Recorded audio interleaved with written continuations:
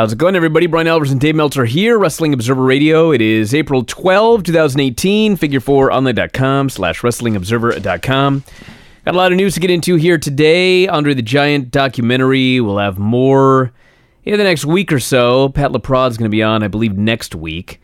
But, Dave, did you see it twice now? Did you watch it again last night? No, I didn't watch it again. I was too busy. I was too busy writing the Observer last night, so no. I'd already seen it. I mean, I saw it. I lived through it.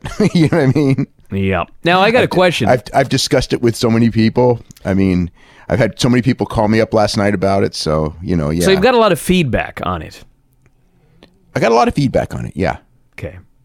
Just interesting because did Observer Live today, and not one single person texted or emailed about the Andre the Giant documentary. I was flabbergasted.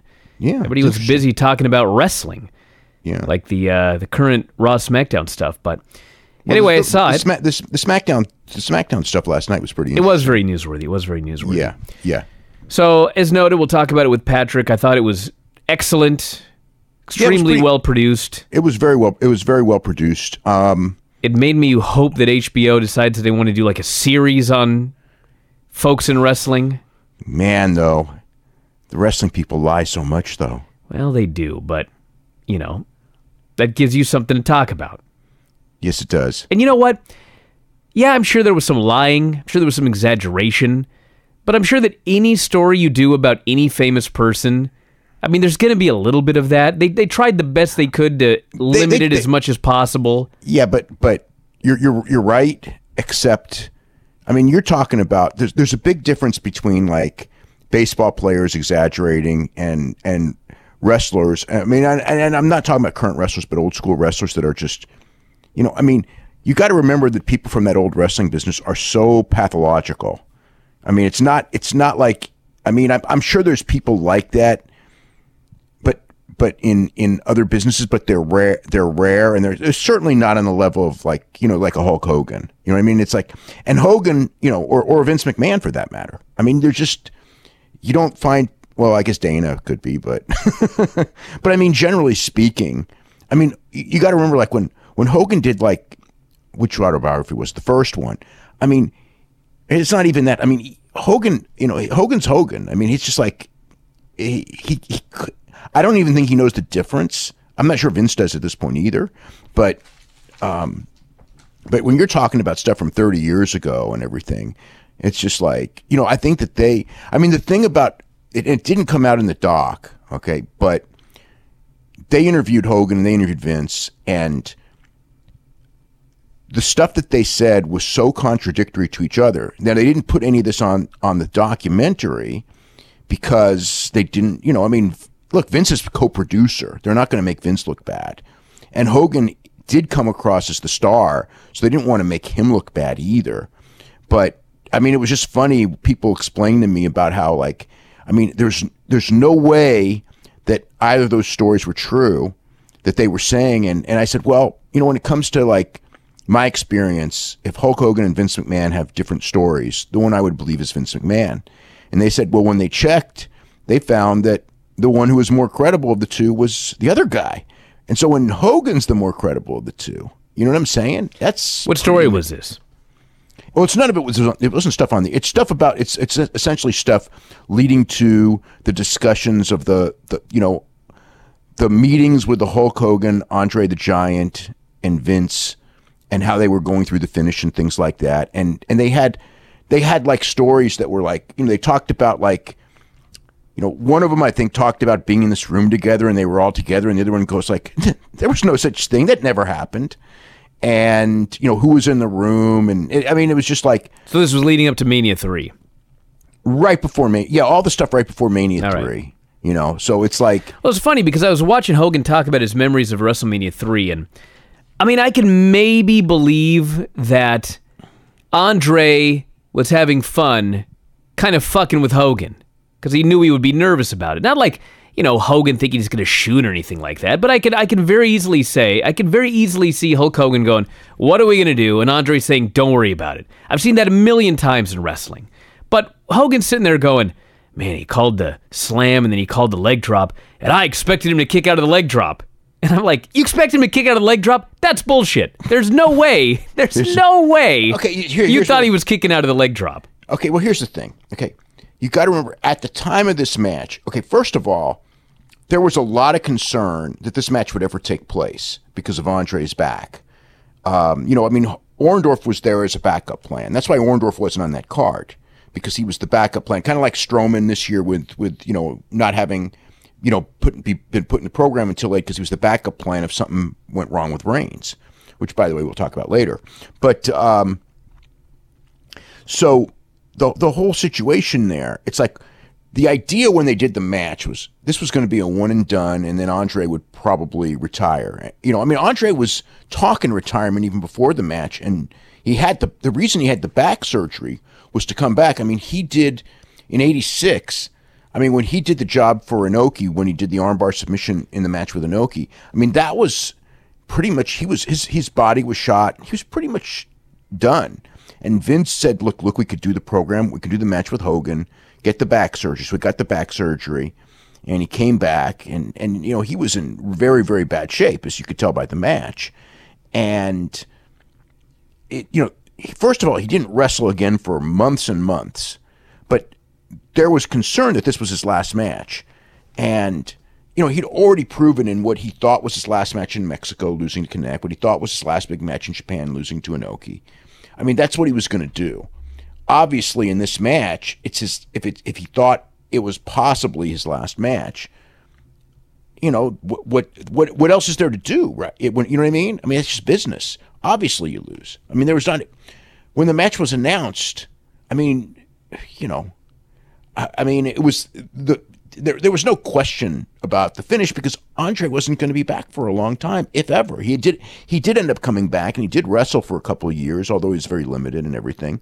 And he did wrestle Hogan again, several times.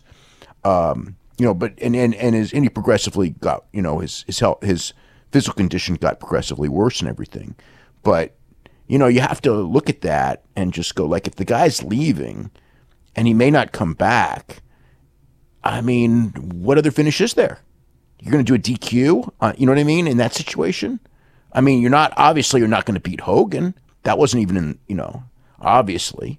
He's talking about, well, I'd have put him over if they asked. Well, like in 1987, I mean, are they idiots? You put Andre in his over Hulk Hogan, who was like the frickin' giant drawing card, who turned the business around. I mean, Hogan, I don't think people understand like today, because today it's so much of a machine, and like John Cena can leave and so what, Brock Lesnar can leave and so what, Roman Reigns could leave and everything's going to go and everything's going to there's the TV rights cushion and everything.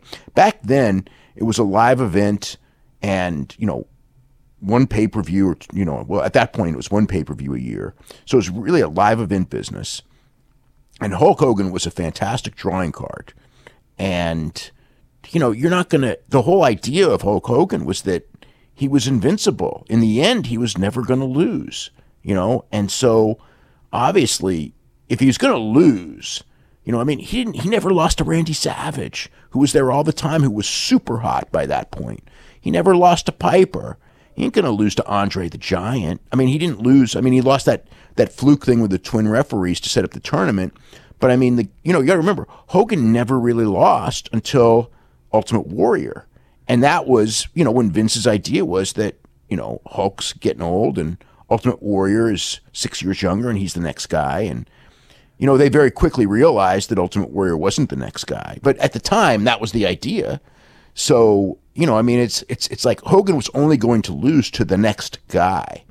So, there was never an issue about that finish, obviously. And there's a lot of theories of where the truth is and isn't. And, if Andre was teasing him or something like that. I mean, it's possible. I mean, I don't doubt that. But in the end, he didn't go in the ring not knowing the finish. I mean, that's ridiculous. That's as ridiculous that people think Roman Reigns didn't go in the ring knowing the finish, which, by the way, he obviously did, because, it was an F5, right? Well, it was like 7 of them, but 5 of them, however many it was. I think it was 6, but yeah. Let's do some of these questions here about it. The very start of the documentary, this Well, person, what's your thoughts? I mean, as far as it. I thought it was great. Yeah. I mean, I thought it was very well produced. I liked it a lot. I thought it was something that, like, you could, if you showed a non-wrestling fan it, they would be very interested in it. It had a lot of cool footage and a lot of cool stories, and Andre came off really good. I mean, they kept away from, Andre did have a dark side, and they did keep away from that, and try to present a certain image of Andre. I mean, there was, there's a lot of decisions that have to be made to get this thing down to 85 minutes. What to cover, what not to cover. I know a lot of people. I know people who were experts on Andre, who were involved. We all have different opinions of what should and shouldn't be in. I know one person said that they really should have actually several people told me they thought they should have focused a lot more on Montreal and Don Leo Jonathan, since that was, like, in many ways, I mean, that was like the big feud that he had that put him on the map and made him, established him as a draw, because he was never that big of a draw in Europe. I mean, he just, for whatever reason. I mean, he was a star in England for sure, when he was there in whatever, 1970. And obviously he was being groomed to be a big star in Japan on that IWE tournament, because, he was in a tournament with Billy Robinson, who was a superstar at the time, and Carl Gotch. And, he finished second in that tournament. So I think he may have even won one of them and finished second in another. But he finished, the famous one is the one he finished second, where he lost to Kobayashi in the finals. But he had all those matches with Billy Robinson and Carl Gotch, where Carl Gotch German suplexed him and all that. But he was being groomed for that. In Japan, I mean, he was a really big draw in Japan for obvious reasons. He was really, in many ways, I don't want to say the greatest heel that they had, because they had Abdullah, I think, was probably even more famous than Andre in Japan, and Tiger Jeet Singh was real big there, and the Sheik was really big there. But he was, Stan Hansen obviously was really big there, but Andre was right with all of them. Hogan was really big there as well. But it was just, you've got to make decisions on different things. Very much, it's a Bill Simmons thing. Hogan and Andre was going to be the big thing. I thought it was interesting with one of the interesting things is they showed the Hogan and the Hogan and Rocky III thing, and the Hogan and Rocky III thing was inspired by the Andre. Rocky was inspired by Chuck Wepner, even though Sylvester Stallone's like 5'7" or 5'8" maybe. I think probably 5'7", and Chuck Wepner was like 6'5". But it was that was the impetus of the Rocky character, and Stallone said this is Chuck Wepner, and the Hogan and Rocky scene was taken from the Andre the Giant Chuck Wepner match, because that was the finish, was Andre the Giant threw Chuck Wepner out of the ring. So that he actually got his finish of that scene right out of that match. And it was, the Giant, much bigger than the Boxer and all that stuff, that, the big intimidating Giant. And, Hogan got the role over. I think they were considering, I know they were considering John Studd, and they were considering Monsoon for the role. And Hogan was probably the right guy. I mean, for wrestling, it was obviously the best thing, because John Studd didn't have the charisma to be, what Hulk Hogan was. And Monsoon was, didn't have, Monsoon was at the end of his career. He was at the end then. He was, in fact, I think he'd actually, for the most part, retired. He had retired by then. So, yeah. So, whatever.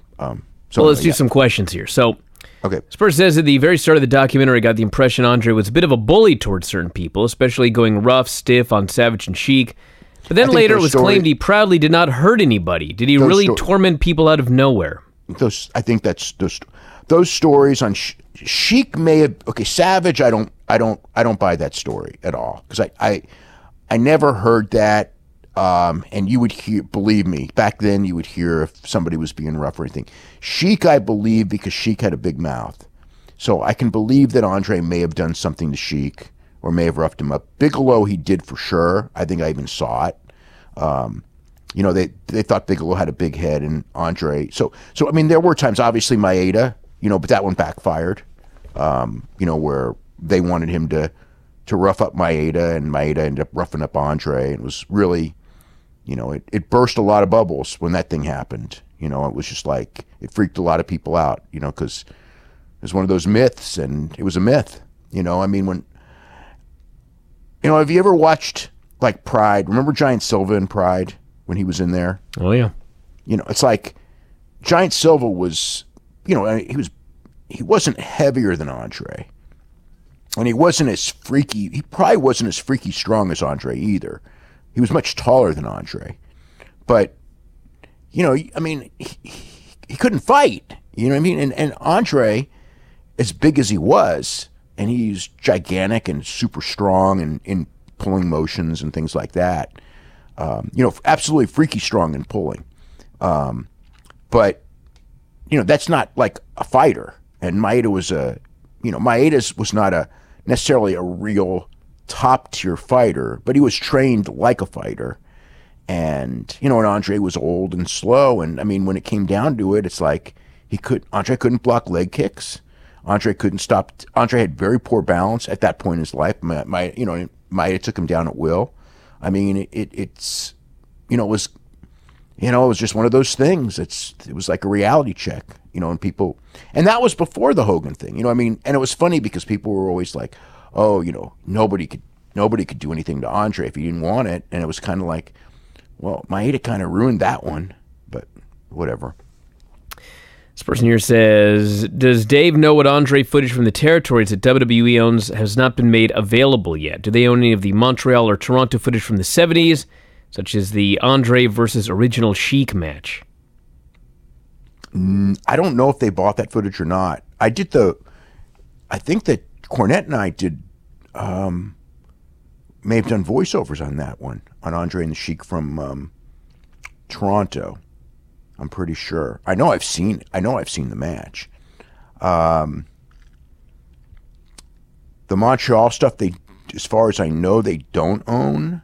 Pat LaPrade actually has been involved with Gino Brito, I believe, or whoever, with some of the old Grand Prix stuff.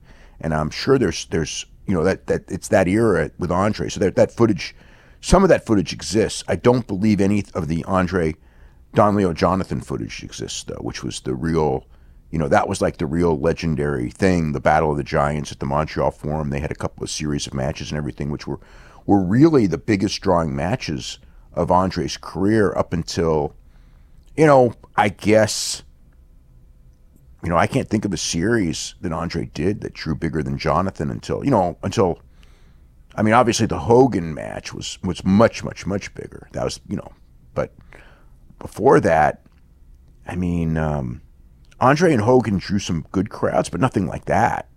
And I'm talking like in the 1980 version of the feud. And Andre and Killer Khan drew very well. I'm trying to think what other stuff. Andre and John Studd drew well, but still, I don't think anything like the Jonathan feud. This person says, who else would you like to have seen them interview about Andre that they didn't interview? And what did you think of the time spent focused on Hogan? They had a story they wanted to tell, and Hogan was part of that story. So you could make the argument that there was, whatever, that, I know people who've said that, but it didn't bother me at all because I know the story they were trying to tell. I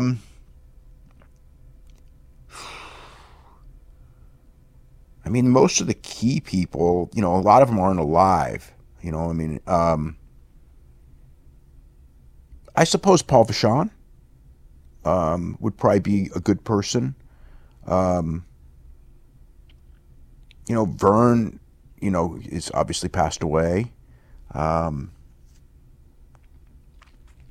Inoki actually, but they weren't telling that story. So maybe no Inoki in that sense. Trying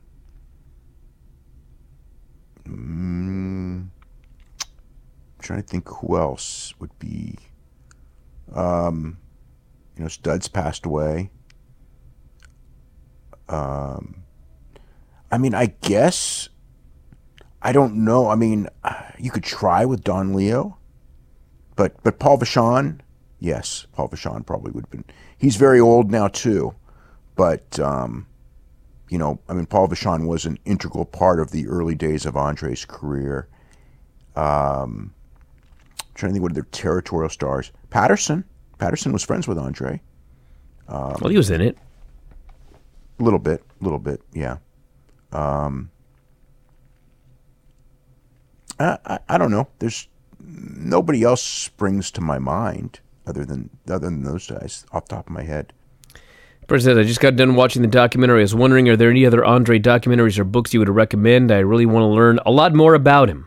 Well, Patrick is writing a book on Andre. There's some graphic novels on Andre. Box Brown has one, and there's another one. And A&E did a documentary on Andre, which actually was pretty good too. That one was a little bit more. That had a little bit more historical inaccuracies than this one did, but it was still pretty good. And it had a lot more. That one had a lot more about Andre's, growing up. They focused a lot more on his days in France, but they didn't talk to the family like this one did. Bert says, do you know if the falling out between Andre and Vince happened shortly after SummerSlam '91? I think it was a little earlier than that, but I don't remember exactly when. I just remember when Andre was on the TBS show. So, that was when we kind of knew that they had a falling out, because it was a big surprise that Andre would do the TBS show. Let's see here. Did you talk to them about the Akira Maeda incident? I don't. I mean, I'm pretty sure they never asked about it, because that wasn't the direction they were going. They weren't really talking about Japan. I mean, so as far as I talked with them a lot off camera, so it's possible that came up. It probably did, but not as far as the interview that I did itself. No, we didn't. That wasn't the direction they were going. All right, we'll cover more of this with Patrick LaPrade coming up in about a week's time. And if you want to check out the documentary, HBO Go, lots of different places to check it out. And we'll talk more about that probably on Observer Live tomorrow as well. So you mentioned earlier the Roman Reigns Brock Lesnar situation. What's new? Nothing. Okay, so he signed a new contract. This was not an extension of the old contract. It's a new contract. It's at a higher rate. It's I don't know that it's only one match. I don't know that it's not only one match. I think that we'll probably know at the end of that match what it is. Right now, as far as what happens after, they may just go through the whole thing again and play both sides against each other, and see what develops. I get the impression that I'm sure that they want everyone to have is that he's very willing and wanting to go to UFC, because every time he says that, Vince ups the money. So we'll see what happens. But so the decision was made, and actually you probably figured this one out yourself, but the decision was actually made, the agreement was made for Lesnar to stay right.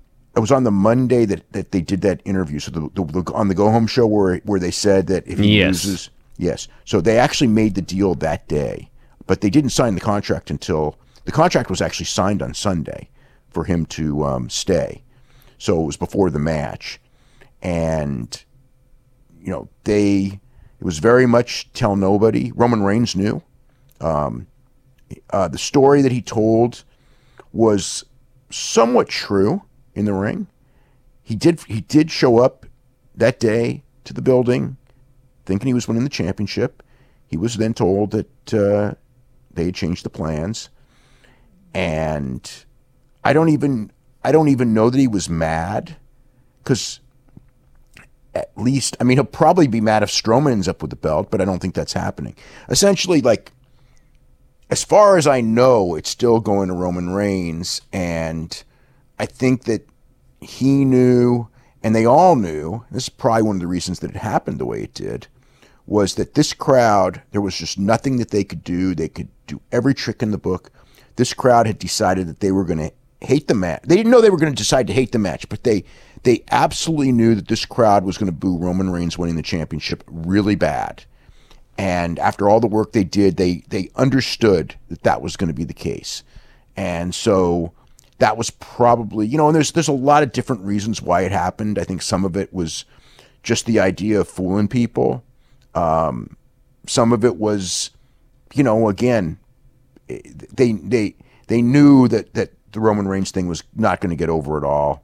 I mean, I don't think they realized it was going to be as bad as it was as far as crowd reaction went, that the people weren't going to care, and all that. But, it wasn't, they thought that by telling everyone that Brock didn't care and all that, that Roman would become a de facto face, and they realized that what was going to happen is that the crowd just was going to reject both of them. So it wasn't the atmosphere, and it's like to change the championship. So in a sense, but that decision was made before they actually figured all that out. But the point is that I think Reigns understood that, and it probably wasn't the best night for him. And Saudi Arabia might be a whole lot better if it is Saudi Arabia, and I don't know that it is, but right now it's still the idea is it's Roman Reigns for the championship or Braun Strowman if Vince makes the call, and Vince changes his mind all the time. So he's, never married to it until it happened. It just doesn't happen until it happened. But nobody knew. I mean, when I say nobody, I mean, I don't know. I'm sure there's 5 or 10 people who knew. The writing team was told. So everybody was told that the finish of the match was when Roman Reigns came off the ropes and ended up getting F5'd. He was supposed to spear him and pin him. Now, obviously, it was an F5, so everyone knew that he didn't shoot on him. But everyone was confused when it happened. And, there was a lot of people thinking a lot of different things, especially when Lesnar comes up and throws the belt at Vince, which I don't even know what that was. I think that was just to work the people back in the gorilla position, which is always, to me, I mean, once you're starting to do that, you're kind of like WCW, and that's a bad hole to get through because you do have a situation. Well, hell, that was 2 nights in a row then. In what sense? That stupid interview the next night. The Roman Reigns interview? Yeah. Yeah, but the Roman Reigns interview was scripted. I mean, that's not... I know, but it was still scripted about how, this is fake and they screwed me, and I'm pissed off. You should be pissed off. Yeah. Well, they were trying to, go behind the scenes and tell everyone a thing to be mad at to get people mad at Brock Lesnar again. But the whole thing is you do have a writing team and producers and all these people who, are supposed to know what's going on. Who, it's like if you're working at a company and they do that to you, it's not like it's not like it's the fans where it's part of the gig, to surprise people. It's like if you're working, like you're a writer on a show and you produce a show and you script a show and you know where it's going and everything like that. And then they do the exact opposite on the show. The morale of you as a writer is going to be really crappy. And that, in a sense, sometimes in wrestling, it's just, that's kind of how it is. But I know that there were people there that were, pretty upset, about, that situation. And did it have to happen like that? It's Vince, it's like, that's the Vince. What can you say? I mean, they wanted to keep a secret and everything. But I mean, there were people who were in on the most inside stuff that were not in on this one. And but the stories that the blood was like Lesnar going into business for himself, completely untrue. That's not true. Roman being double crossed, that's not true. The referee did not know until he got in the ring. The referee was told, right as the match started, essentially, that, and he wasn't directly told, but he was pretty much told. It wasn't like the Undertaker thing, where he really didn't know until it happened. I mean, this was right at the beginning of the match. He was given the thing. So that's basically the story. I don't know if there's anything else. He may still go to UFC. I mean, I'll tell you when I'm going to believe that he's going to UFC, and that is when he puts his name in that testing pool, which he still hasn't done. And as long as he doesn't, I mean, one of the things is kind of like, well, he can't fight for 6 months because he hasn't put his name in the testing pool. So why not continue to wrestle and get paid, a lot of money, because he's getting paid a ton of money. Get paid a lot of money to continue to wrestle until, you're closer to fighting. And he's at least 6 months away from fighting. And as long as he doesn't put his name in that testing pool, because I don't think he may. I don't think he's going to put his name in the testing pool and get drug tested on a regular basis to swerve people into thinking that he's leaving when he's staying. I don't put it past him, but I don't think he's going to do that one. So when he puts his name in the testing pool, that's when I'm going to kind of believe, okay, 6 months from now, he's going to really fight. Until then, I would say that from my perspective and everyone else's perspective should be just whatever happens, happens. But if they tell you he's going to UFC, maybe he is. But until he's in that testing pool, I'm not believing it. I'm not believing it. Smackdown. A lot of big things going on leading to the superstar shakeup. Paige is the new GM. We had a Daniel Bryan, AJ Styles match. Nakamura interfered. What do you think of the show? I mean, it's easy to watch show because there was a lot of stuff going on. The thing. I mean, when it was over, I mean, I was perplexed. I mean, they got a big rating with the AJ Styles Daniel Bryan match, but when they announced it, I thought this is really stupid. When the match was over, I thought this is even stupider than I thought. The other thing is when the show was over, I was thinking like, okay, now why exactly did they end Asuka's streak? Well, my theory why they ended Asuka's streak is that Vince felt handcuffed, never being able to beat her in a company where everybody has to do jobs, and so he figured, let's just get the damn thing over with. That is the stupidest thing I've ever heard. But what other explanation is there? Oh, I don't have a good explanation other than, they want to build Charlotte up. I mean, originally it was going to be Asuka and Ronda, and now I think it's going to be, their eyes are Ronda and Charlotte rather than Asuka. I think that's probably why the match ended the way it did. But if that's the case and you're trying to build to this big match, and I'm not even saying that Carmella shouldn't cash in and shouldn't get the championship or anything like that, but at least give her, she ended the streak, right? So make it mean something by giving her some momentum for a little while, and then when you cash in, don't do it the next day. It's like, because then it's over. It's like, what did she gain? She lost the championship the next day. So what was the point? If she's going to lose, okay, why not lose to Asuka? Because, I mean, it's like, when it comes down to it, who's going to be more valuable as champion right now, Asuka or Carmella? There's no way. I mean, I know Carmella can talk English and better than Asuka, but come on. I mean, Asuka's like worlds above her. It's like you want to have the championship mean more. Asuka should have it. It's like if you want to build up Charlotte and having her beat Asuka, fine, build up Charlotte.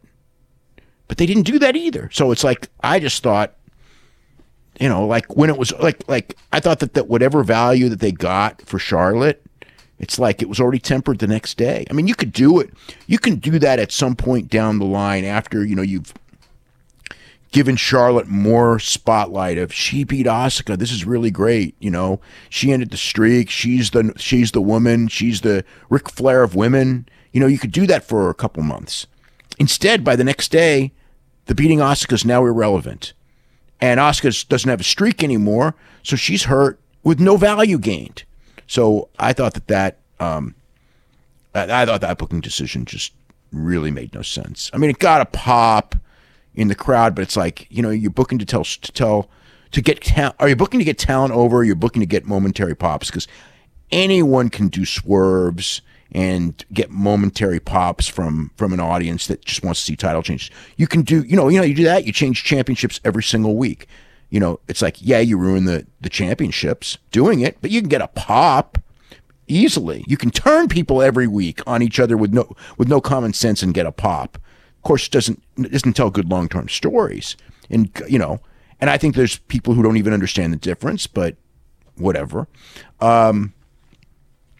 So I don't know. I mean, the thing with AJ and Daniel Bryan is that, like, it really, it was when I was watching that match, by going to that match so quick, it really hit me that, like, I mean, I thought, like, Daniel Bryan was going to come back and be, like, a really big deal, and he should be, and everything like that.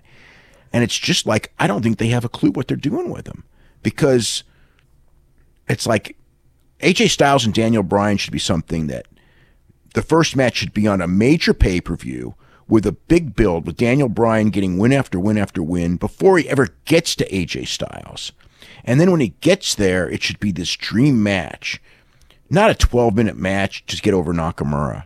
It's just like, you've ruined whatever. I mean, it's like, yes, you can do it later, but it's not the first time anymore. And it's not, and it's, you can't even say it's a dream match because, hey, we already saw it on TV and it was just a match. Like, it was certainly a good match. It was nowhere close to a great match. It's like, you can get over Nakamura other ways without giving away a match that should be like, a SummerSlam main event, honestly. NXT. What about NXT? We have some tapings. 4 weeks of tapings, actually. 3 weeks of tapings tonight, I think. Yeah, I mean, nothing, they didn't really tip their hand. I mean, it's like they pretty much established that it's Kyle O'Reilly and Roderick Strong as tag team champions, which you kind of see happening. The War Raiders, which is War Machine, they're starting to get a push. I think they're doing a little bit of a TV program with Undisputed against Oney Lorcan and Danny Burch, but that's just TV program stuff. And Aleister Black, it's Velveteen Dream and Ricochet look like they're going to be doing a program. And Riddick Moss and Tino Sabbatelli did their breakup, which has been being built for a little while. I was going to say, I feel this has been going on for like a year. No, it's only been about a month or so. Nah, because they started it for a long time and then it disappeared. Then they were back teaming again. They started to break up again, and that was like 2 months ago. Yeah, maybe two months.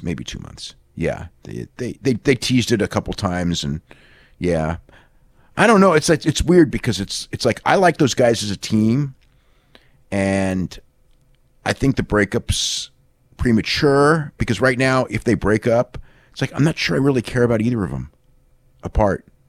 Hopefully, I know a lot of people are pretty high on Riddick Moss, and what I've seen, I actually kind of am as well. I think that he's got something. I think the bigger issue is they never really did anything together, like right. of any substance.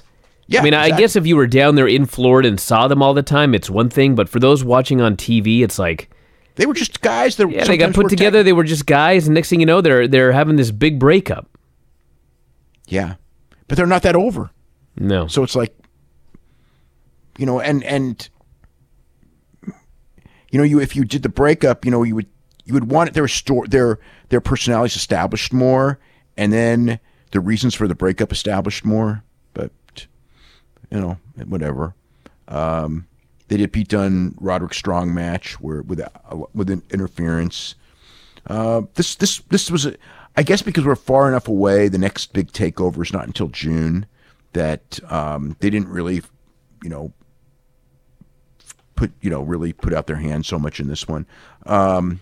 They did have Bianca Belair beat Candice LeRae, which tells me that they're very, very high on Bianca Belair, probably soon, very soon, because I think Candice is the most popular woman on that brand based on what I've seen. So I wouldn't be so quick to beat her unless, again, if Bianca Belair is being built up for Shayna Baszler, then yeah, it makes sense. And maybe, she's athletic enough and big enough because that maybe she is the best contender they got right now for Shayna as champion. because they didn't really. Did they really do anything? Not really. With Shane, Shane just beat up Dakota Kai and who was it? I don't even remember the other one. One of the other women that she beat up.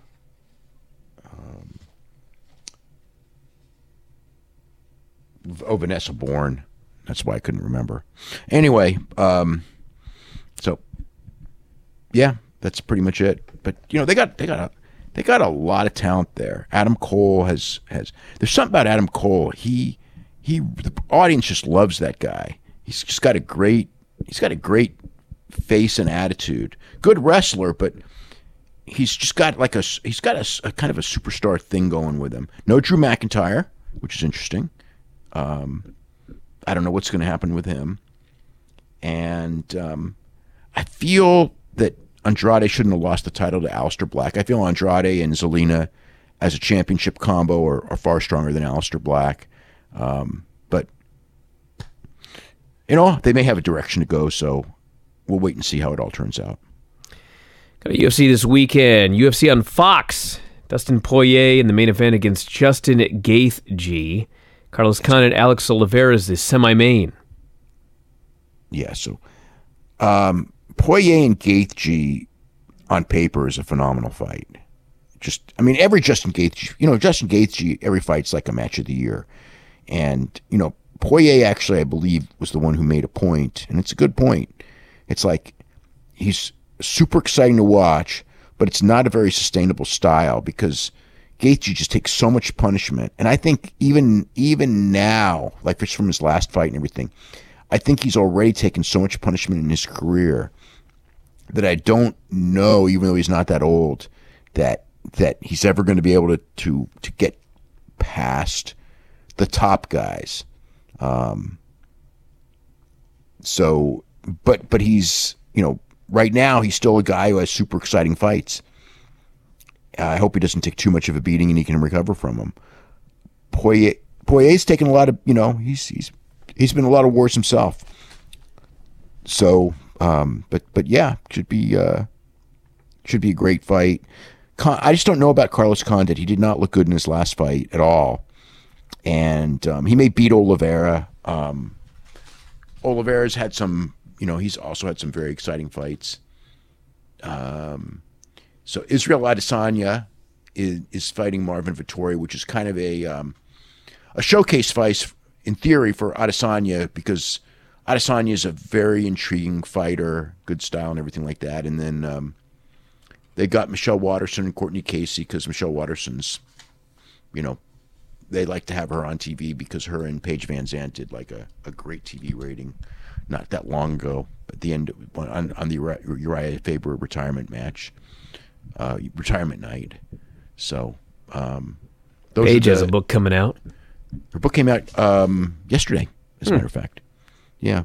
So the big take in the book is her saying that when she was in high school,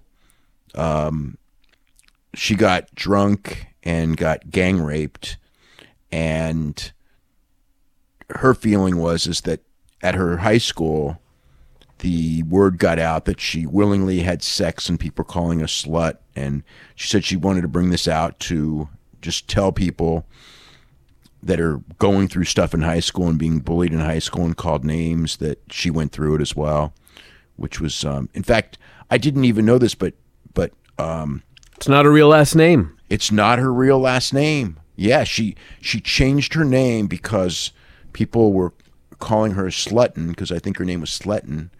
And so she changed her name because of that, what happened in high school, yeah. So. All right, let's jump into the mailbag here. Mailbag at WrestlingObserver.com. Got a lot of questions to get into here today. Well, let me get into, hold on. There's more stuff if I can find these notes. So on the Smackdown show, they did a couple other things. So the Usos are getting a tag team title shot at I think so. They're at the Saudi Arabia show when they beat the New Day. That match was all right. And then what other angles? They did a 3-way with Orton, Rusev, and Bobby Roode, where at least they didn't beat Rusev again. Orton pinned Bobby Roode with the RKO. So they're doing Orton and Jinder, and I think that's on the May pay-per-view, the one in Prudential Center. And what else? And then AJ, Daniel Bryan, and then 205 Live. They had another Drew Gulak and Mark Andrews match that Gulak won again. There wasn't really any. They set up Buddy Murphy and Cedric Alexander, so they'll probably be doing a championship match on one of the next 2 shows when Buddy Murphy turned heel on Cedric and jumped him from behind. And Drake Maverick was screaming at him, you were going to get a title shot anyway. You didn't have to do this. So that was, I guess, more of the highlights of that. The final night in New Orleans. So they did not draw as well on Tuesday, but we knew that going in, that the Hall of Fame and the it's still good crowds, but not sellout crowds. All right, this person here says, he wrote a lot of words. His basic question is, do you believe that Vince McMahon is a genius? That's a very interesting question. Because I've talked to Vince McMahon, a pretty decent amount, and had, some very long conversations with him. Very long one day. I remember we talked for hours one day I just remember it was a rainy day, and we were talking and arguing, and we talked for a long time. But so he's a smart guy for sure. By his track record, you would say he is, but I can't say, I know people who are geniuses, not many, but I do know a few. And I guess I would say close, but no. This person here says, with the network hitting 2 million subscribers, getting very close to the Raw rating of 3 to 4 million viewers, is there any more room for growth, or do you believe they've hit the ceiling? Well, you got to remember that the 2 million number is, we don't even know what the number is in the United States.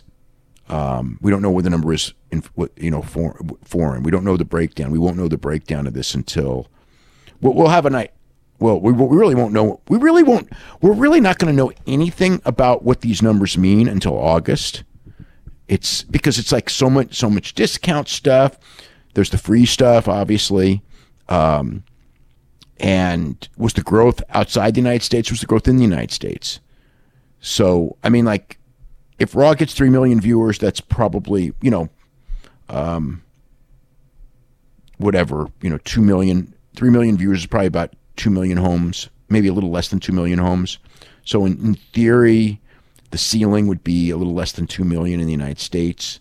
And they're not even, they're probably not even close to that. So they're still, based on the patterns that we've seen, there's probably going to be slow, growth year by year. I think that, again, this number, the idea that they're up 9% from last year, there's so many gimmicks involved in that number that it's not like you really know what this means. So, in August, when these gimmicks run out, and we'll see how many of those. The whole key is how many of those people that came in for gimmicks are going to stay at full price. And until we find out what that, they think it's going to be very, very high. And if it is, then it worked out for them. So, but it's too early to say. The other thing to think about too is, yes, the Raw show averages 3 to 4 million viewers, but the actual number of people that are watching Raw on any given Monday for any period of time is significantly higher than that. So the pool with which to draw is higher than 3 to 4 million. Does not necessarily mean that they're ever going to get to 3 to 4 million, but I'm just saying. Not homes. No way. No. I'm just saying viewers. Yeah. People who will watch there were over 4 million people. Yeah, people watch an hour. People watch 2 hours. That watched an hour on Monday. Yeah, but those people, if you're someone who's only watching Raw on Raw 25 night or the day after WrestleMania, you're probably not going to be buying the network. I don't know about that. I think there's a lot of people that buy the network and don't watch Raw and SmackDown. You're going to get emails tomorrow. You're going to be flooded with them. I'm sure there's some, because there's going to be some of that, but I would bet you it's a very small percentage. I think there's a decent percentage. I doubt it. That didn't watch Raw. The amount of people who have the network that didn't watch Raw on Monday, I think that number's pretty damn small. No, I'm not saying that. I'm saying that don't regularly watch the show. Like, maybe they'll watch the Raw after Mania. Maybe they'll watch a Raw 25. Maybe they'll watch the Shake-Up show. But they're not watching every week. But they're subscribing to the network. There are going to be some people like that, for sure. But I don't think the percentage is that high. For sure there'll be some. But I don't think... If you're a person who's spending $10 a month on WWE, you're probably watching one of those television shows a week. Probably. Not, I mean, there's some that aren't.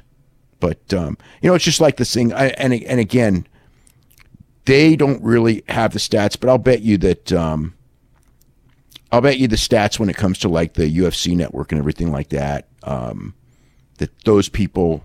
look, if you're the people who buy like that to watch the adjunct programming, yes, there's probably going to be some people who buy the network to watch the old programming, for sure. There's some. But when I look at those ratings of what people watch on the network, aside from old WrestleManias,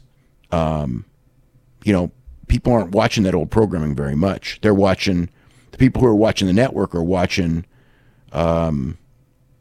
they're watching WrestleMania over and over again, and Royal Rumble to an extent, and the pay-per-views, and NXT, and to a degree 205 Live. If you're watching 205 Live, I seriously don't think you're not watching Raw.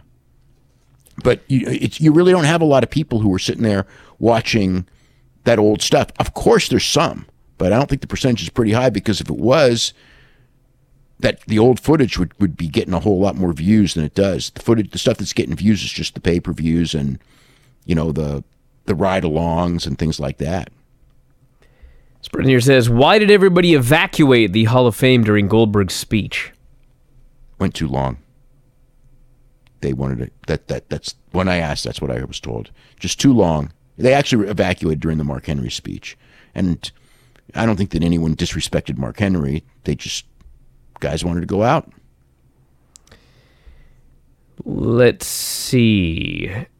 How long is the greatest Royal Rumble show going to be? 7 matches plus the Rumble itself. Are we talking 4 hours, 5 hours? I have no idea. And I'm sure they have no idea today. The week of the show, they'll start timing it out. But this isn't, it's not like, when people ask questions like that, I don't think that people realize that these shows don't get timed and put together and match order and everything. That's all done like the last couple days before the show. So I'm sure that they have no idea right now. This person here says, has Dave heard any plans for a rematch of Undertaker John Cena? I hope not. Hey, Undertaker Rusev is taking place. Yeah. I'm not excited about that, because I just saw Undertaker John Cena and it told me all I needed to know. It's a casket match. It's a way to do a gimmick.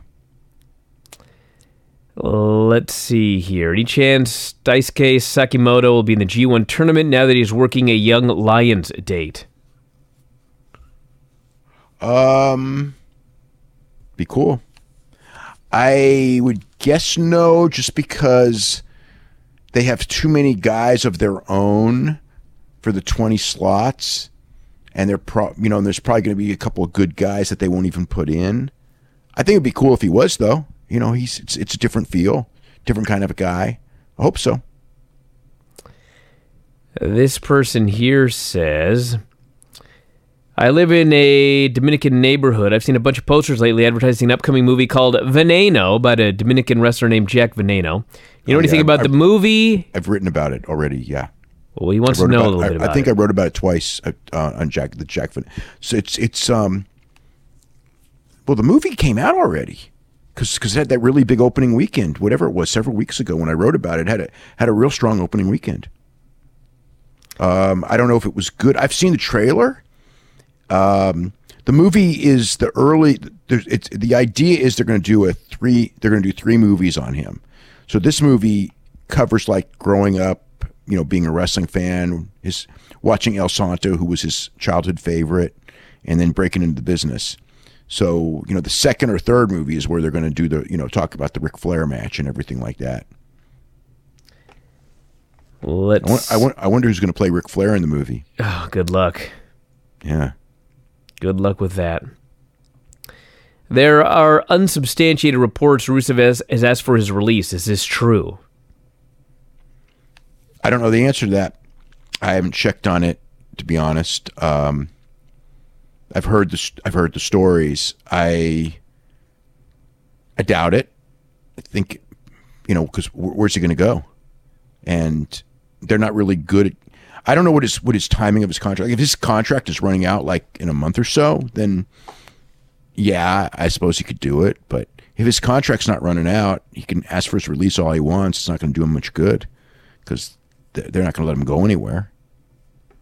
WWE has Mandrews listed as a 205 Live wrestler and is on TV most weeks. Has there been any change in his contract, or are they just using his original UK deal even though it seems like he's main roster? I don't know if they've changed his deal. I think that some of those guys got bumps in pay, though. So, and I would presume that he would be one of them. Because the original deals were $20,000 a year. So I'm sure he's making considerably more than that if they're flying him over and he's on 205 Live every week. Like way more than that, obviously. And regarding the Greatest Royal Rumble, this person says, do you think WWE having such a big show every year so close to WrestleMania will take away from WrestleMania in terms of booking and storylines? Well, you don't know if this is annual. No. And even if it is, no. WrestleMania is WrestleMania. This is just a form. Does the European tour take away from WrestleMania? Not at all. I know that they don't put the European tour shows on the network, but obviously they're getting a ton of money for this thing because they got Jericho, they got Undertaker. I mean, those guys don't work the European tour. They got John Cena's there.